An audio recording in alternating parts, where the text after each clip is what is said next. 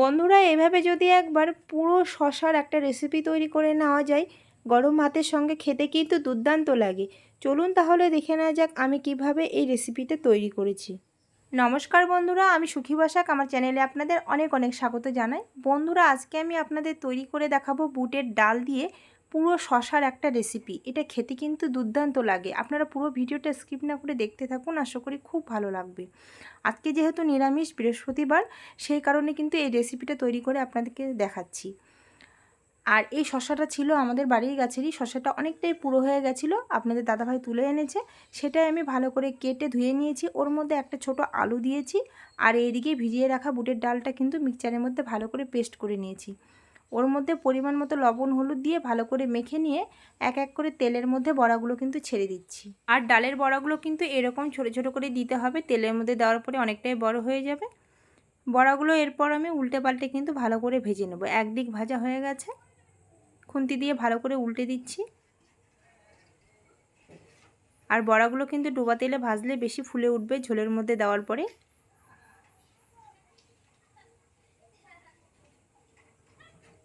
নিরামিষের দিনে কিন্তু বন্ধুরা এইভাবে বড়া ভেজে যদি শশার একটা রেসিপি তৈরি করে নেন, গরম ভাতের সঙ্গে কিন্তু আর কিছুই লাগবে না। বড়াগুলো উল্টে পাল্টে ভালো করে কিন্তু ভেজে নিয়েছি, আর দেখতেও কিন্তু খুব সুন্দর হয়েছে। একইভাবে সব বড়াগুলো আমি তেলের মধ্যে দিয়ে আবারও উল্টে পাল্টে ভেজে নিয়েছি। এই বড়াগুলোও তুলে নিচ্ছি থালার মধ্যে। এদিকে বড়াগুলো সব এক এক করে থালার মধ্যে তুলে নিয়েছি। এরপর কিন্তু ওই কড়াইয়ের মধ্যে একটুখানি সরষের তেল, 4টে চেরা কাঁচা লঙ্কা আর দিয়েছি 5 ফোড়ন। ফোড়নটা ভাজা ভাজা হয়ে গেলে ওর মধ্যে কেটে রাখা আলু আর শশাগুলো কিন্তু দিয়ে দেব। ওর মধ্যে পরিমাণ মতো লবণ, পরিমাণ মতো হলুদ দিয়ে দেবো। দিয়ে ভালো করে কিন্তু নাড়াচাড়া করে নেব।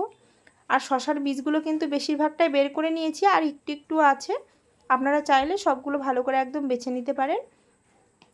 এদিকে দেখুন, শশা থেকে কিন্তু প্রচুর জল বেরিয়েছে, এর মধ্যে কিন্তু আমি কোনো জল দিইনি। এরপর এখানে দিয়ে দিচ্ছি সামান্য একটু আদা আর জিরে বাটা। আপনারা চাইলে এর মধ্যে কিন্তু জিরের গুঁড়োও দিতে পারেন, তবে আমার কাছে ছিল না, সেই কারণে বেটেই দিয়েছি। ভালো করে মশলাটা কিন্তু কষিয়ে নিয়েছি শশা আর আলুর সঙ্গে, আর খুব সুন্দরভাবে কষানো হয়ে গেছে। এরপর কিন্তু ঝোলের জন্য জল দিয়ে দিচ্ছি। আর এই রান্নাটা আমি খুবই অল্প তেলে করেছি, কারণ এটা অল্প তেলে খেতেই বেশি ভালো লাগে। আর এর মধ্যে কোনো আমি শুকনো লঙ্কা দিইনি, কাঁচা লঙ্কা দিয়ে রান্না করেছি, কারণ কাঁচা লঙ্কা দিয়ে রান্না করলে রান্নাটা খেতে অনেকটাই মিষ্টি মিষ্টি লাগে আর খুব ভালো লাগে। এরপর কিন্তু ঝোলটা ফুটে উঠলে ওর মধ্যে ভেজে রাখা ডালগুলো দিয়ে দিলাম। দিয়ে 2 থেকে 3 মিনিটের মতো একটুখানি ফুটিয়ে নেব আমি। তাহলে ডালের বড়াগুলো অনেকটাই নরম হয়ে আসবে, আর শশা আলুগুলো সেদ্ধ হয়ে আসবে। শশার রেসিপি আমার কিন্তু একদম রেডি হয়ে গেছে। আর এটা কিন্তু গা মাখা থাকবে, পুরো শুকিয়ে দিলে একদমই ভালো লাগবে না, বড়াগুলো শুকনো শুকনো লাগবে খেতে। তবে একটু একটু রস রাখতে হবে, তবে ভাত দিয়ে মেখে খেতে কিন্তু দুর্দান্ত লাগে।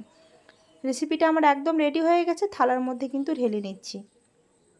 আর এইভাবে আপনারা কিন্তু যে কোনো নিরামিষের দিনে রান্না করে নিতে পারেন, খেতে কিন্তু ভীষণ ভালো লাগে, রুটির সঙ্গেও খেতে ভীষণ ভালো লাগে বন্ধুরা। তো আজকের রেসিপিটা আমার এই পর্যন্তই। রেসিপিটা আপনাদের কেমন লেগেছে অবশ্যই কমেন্টে জানাবে। ভালো লাগলে লাইক শেয়ার সাবস্ক্রাইব করে দিয়ে পাশে থাকা বেল আইকনটি অবশ্যই প্রেস করে দেবে নিত্য নতুন ভিডিও পেতে। আজকের মতো এই পর্যন্তই, আবার দেখা হবে অন্য কোনো রেসিপিতে। আপনারা ভালো থাকবেন, সুস্থ থাকবেন, সাবধানে থাকবেন। নমস্কার।